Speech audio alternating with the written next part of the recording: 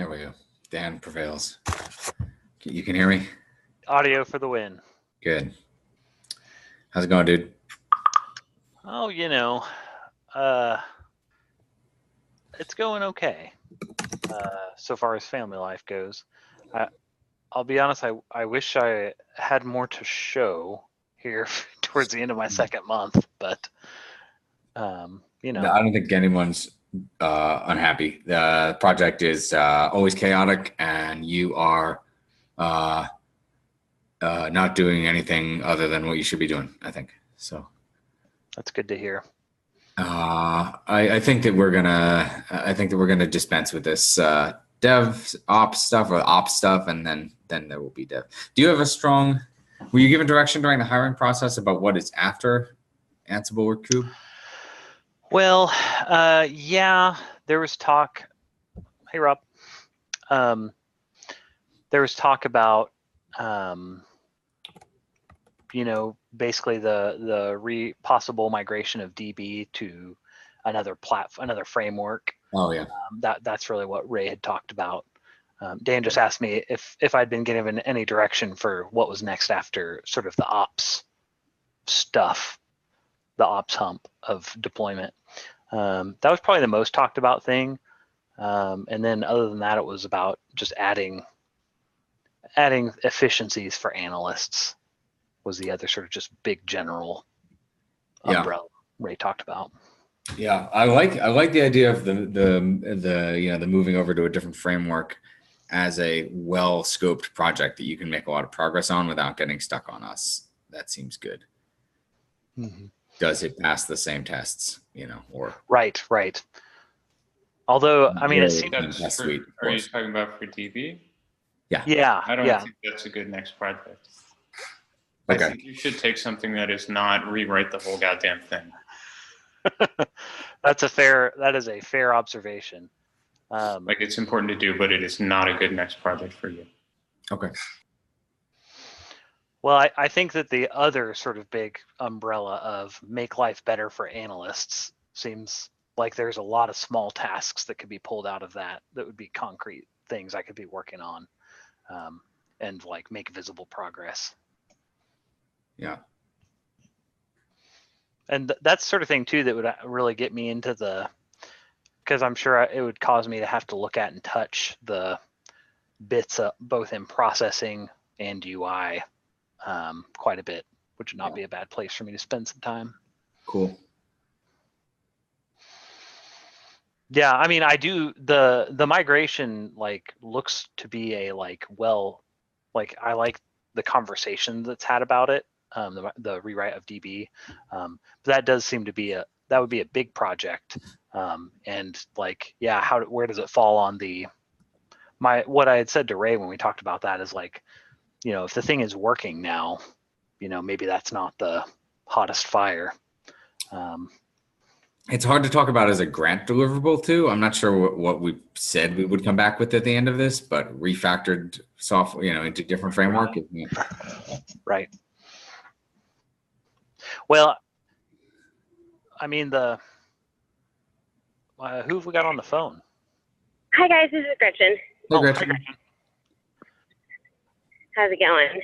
Doing good. We just got chatting before everyone had joined about sort of looking further ahead about what Jason will do after the ops stuff is resolved. But sorry, what? Could you say that again? About what Jason's next task would be after the ops stuff, that the Kubernetes deployment stuff is resolved. Oh, nice. Yeah. Well, maybe now that I don't know if Toli's coming this time or not. Do we know? I'm a fan of starting close to on time. Let's roll. So yeah, because it's almost 5 after now. So this is everybody we got. So why don't we can put that into sort of further discussion if we have any time left. Yep. So Gretchen, analyst updates? Yeah, I don't have the doc in front of me. I'm in transit home, but I don't have a ton to report on that's pertinent to this meeting, except that the analysts, we are working on reassigning domains and kind of prioritizing and streamlining is really the goal, kind of like reduce the number of domains that we're watching, but making sure that we're watching the right ones. So that'll, won't impact what we need to scrape for Internet Archive, but just as far as the kind of building the list of what we're actively monitoring, that is in progress. And the other is just kind of a question that I'm relaying from an analyst. My guess is that the answer is just that DOI OSMRE hasn't had any changes, but she was just wondering because she hasn't received, an output Excel file with listing any changes from that domain in a couple weeks. And it used to have kind of pretty regular, at least, a handful of changes every week. So she was just curious about that. What's the actual name of it? The actual name? We need that so we can check to actually make sure. But it's probably that there are no changes. I will check, but it should be, www.doi.osmre.gov. But I'll check to make sure of that. Or, yeah, what's the name of the sheet that would have been generated? It would have been DOI-OSMRE. Okay, it would be helpful if you would check to make sure. Okay. Because those are frequently different than whatever the actual URL was, because they're based on whatever the person named it in Versionista, which frequently does not always match. Okay, I'll definitely check and we'll post a Slack message. Okay. And Gretchen, is there anything else? That looks like all I see on the page. Do you have any other updates for us? Nope, that's it. Okay. Kevin, looks like you're just first on the list. So Sure. Yeah, I put myself first because it'd be quick, but there was 2 small PRs. Gretchen was having trouble searching for URLs this past week for a report, so I did a fix where the search bar would remain in the UI, because before no results returned, the page would just kind of say you have nothing, and then the search bar would disappear. So switch that up, and then we finished the README intro. So all the stuff about machine learning is gone. Dan? Cool. So I've been super under the weather and also trying to write a talk that I'm giving next week. So I haven't done as much as I wanted to. But I decided that the fastest path to trying to figure out what's going on with Cube and whether we can actually go ahead this weekend with the production move is to start from scratch, because I don't know how it got stuck in this state where it's trying to launch a load balancer and it somehow can't. Tried to Google my way out of that, and it doesn't seem like a common problem, or I haven't been able to find exactly why it's stuck or how to dig much deeper. Ironically, if we were running our own cluster, I would know how to do that now, but don't ever run your own cluster. But now we've run out of the ability to even request certificates, because of course we need another reason that this is blocked. So what I've done is started deploying a separate cluster on my own personal Amazon resources paid for by me. And that I've been working on today, and I'm waiting on DNS propagation. But basically I'm going to see, do I get stuck right where Jason gets stuck? If so, then we'll have to fix it. If not, I'll assume something weird happened to you and we'll try again. Does that sound okay? That sounds reasonable to me, because it's possible that I really am working through Kubernetes, being new to it, so it's possible I've done something very silly. So I would love for you to not have the issue in your own environment, and just for us to write it off and be able to move forward. I think that's probably the best thing to do. So let's go with, I'm going to try really, really hard to make time for this, and we'll go with a tentative move of production this weekend, assuming that we can get a new namespace up and that we just need to repeat steps that have succeeded in the past. Rob, you good with that? Cool. Was there more from me? Hang on, I'm trying to find the minutes in the tabs. Right. So I guess the rest is kind of self-explanatory.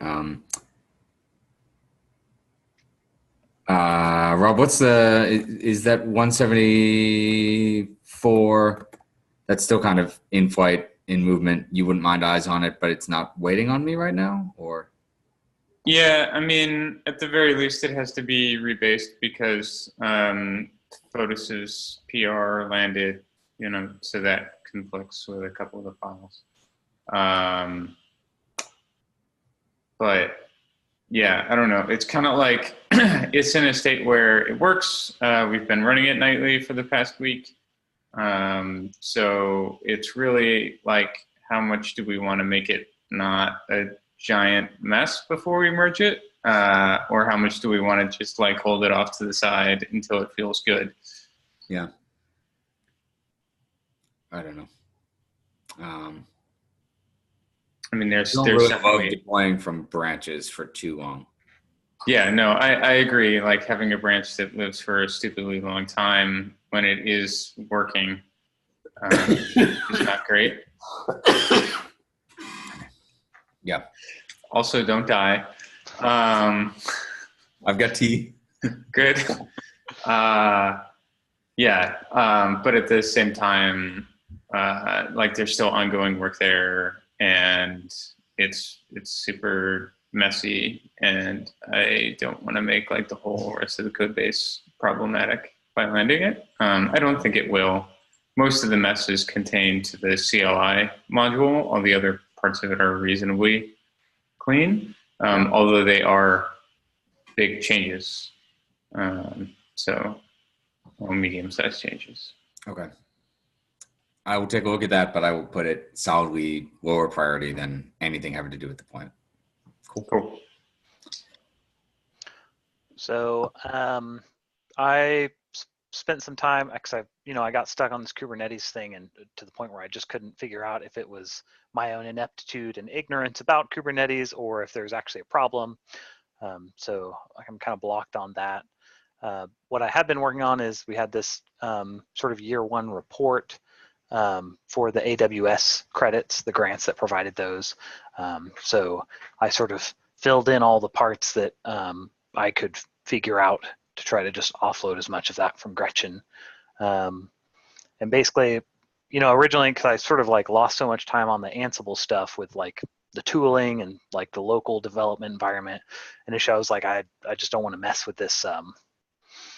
I was originally going to just like not mess with any kind of local tooling at all on the Kubernetes side, but in the interest of moving forward in some way, I'm going to start working on log shipping in just a local Kubernetes, or maybe I'll just spin up a new freebie free tier account in AWS and try to deploy there, so I can start actual work on that piece.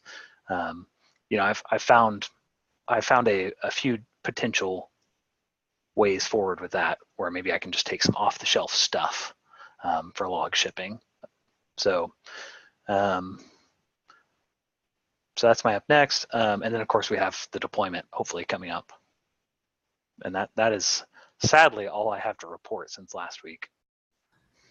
Log shipping meaning the same thing as CloudWatch? Or? Yeah. Shipping the logs off from containers, basically getting at least standard error, standard out, and pushing it to CloudWatch.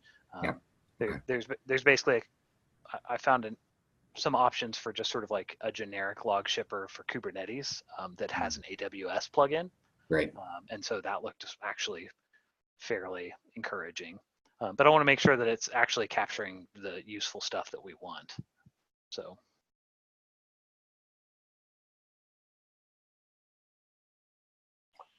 I added for the analysts, basically a setting in the UI that rewrites all the sub-resource URLs in the page to Wayback URLs, which is something I'd had in the back of my head basically forever. Just never did it because I wasn't sure whether it belonged better in the UI or better in processing or 50 million other things, or how well it would actually work.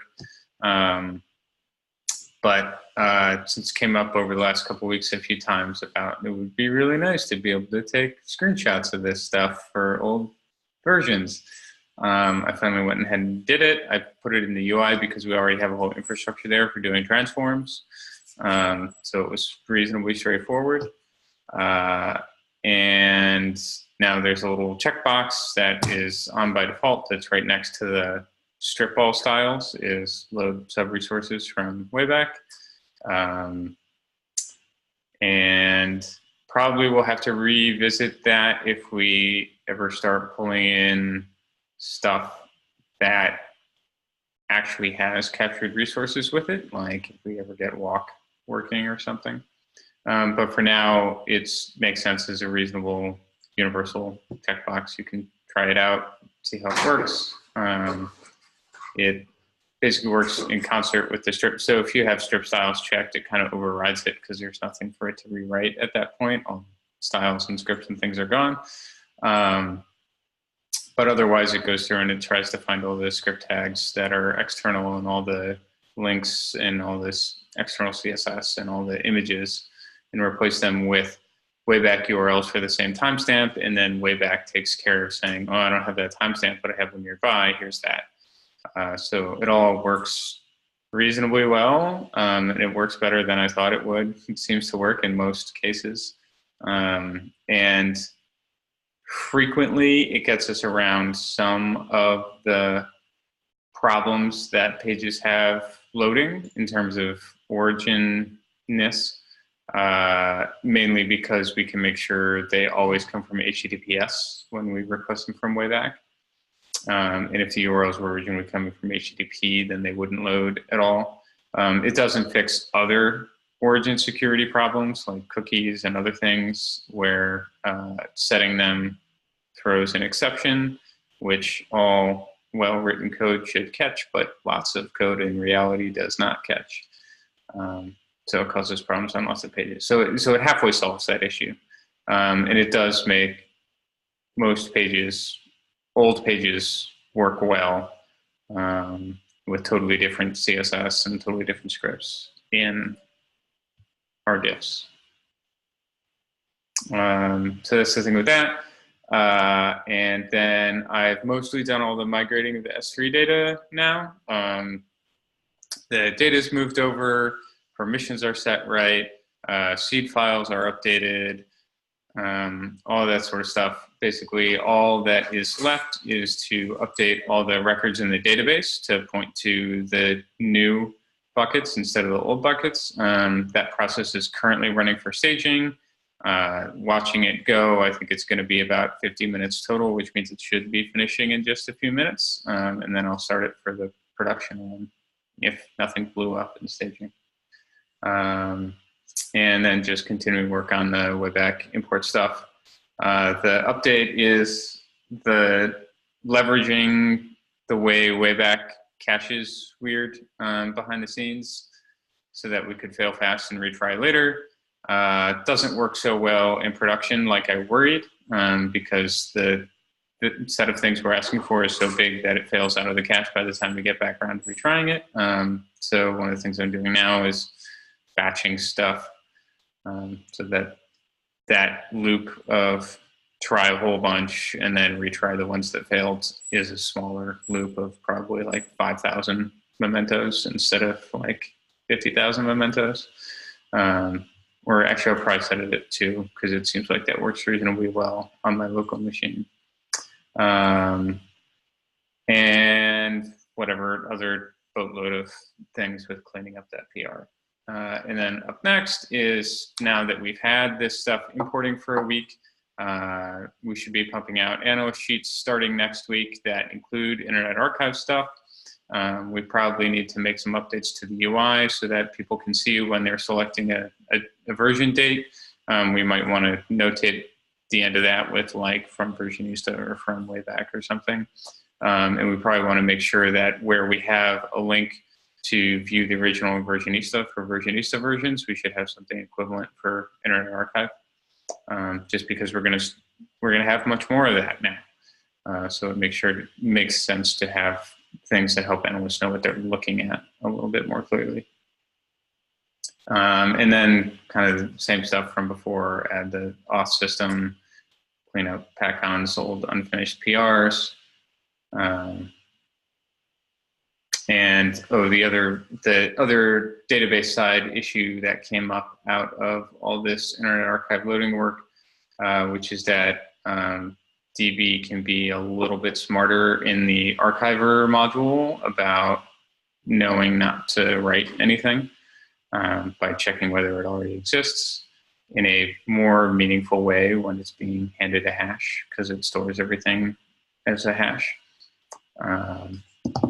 So we should just do that, and that should take a little bit of a load off and cost off of S3. So that's that. Great. Let's see here. Don't see any Internet Archive or other items. Do we want to circle back around to what we were talking about at the top of the meeting? We got 9 more minutes. So Dan had basically just asked me if there had been any discussion about basically what to work on after this ops stuff, once we have the deployment smoothed out. And basically really Ray is the one that talked to me the most about this, and he talked about the DB rewrite, and then also just analyst improvements, analyst workflow efficiency improvements. And yeah, we talked about the DB rewrite has had some really good discussion around it, and I feel like there's some clear points of like what the hope is to achieve there, but maybe isn't so great in terms of like delivering critical, like business critical process improvements or grant deliverables. So I mean, it sounds like probably the next thing for me to work on will be analyst improvements, and there's a load of issues related to that. I feel like I could start tearing through, but if anybody else has other thoughts about where I should be spending my time, I'm very open. I personally would love to be able to start seeing more, because we're 2 months in here, and I feel like I haven't really delivered much. It's been a lot of spinning my wheels. So yeah, no, that seems like a reasonable category of things. I mean, we don't really have stuff organized into that kind of category, so it's also kind of like I'm not sure exactly what things you'd pick out for that, but that seems like a great sort of set of things. I mean, there's sort of a giant backlog of stuff. I've tried to keep waffle with a sense of a difference between things that are ready to be worked on and like stuff that's just a total backlog, so that maybe that's helpful too. But I think, like I said near the beginning, I think it would be good to pick up some things that are smaller, that work across all the different parts of the infrastructure, so that you're getting more familiar with all of it and delivering small concrete things that are very deliverable, rather than these like month-long odysseys that turn into a mess, which porting the DB to something in Python absolutely will be. And I don't think that's a good place to go right now.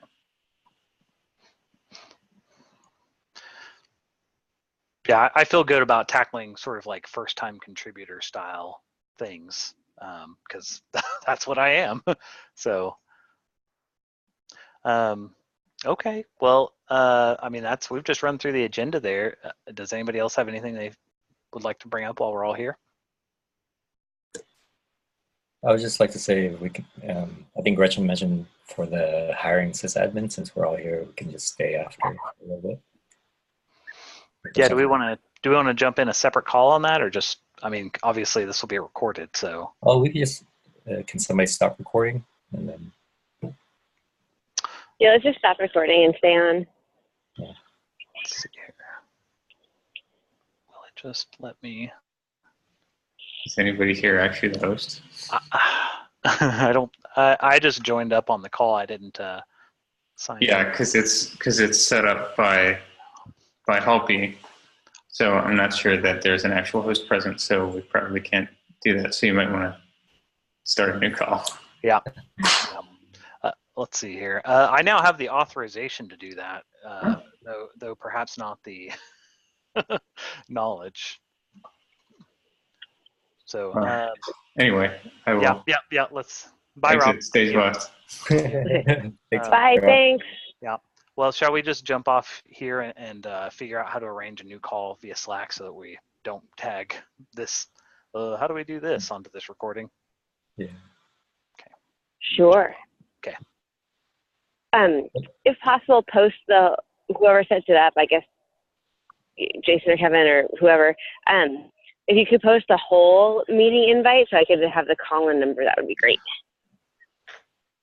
Okay, I'll see if I can figure it out right quick, and I'll post. I'll just send a DM to this group. Okay. Okay, cool. Okay, bye. Bye. Thanks.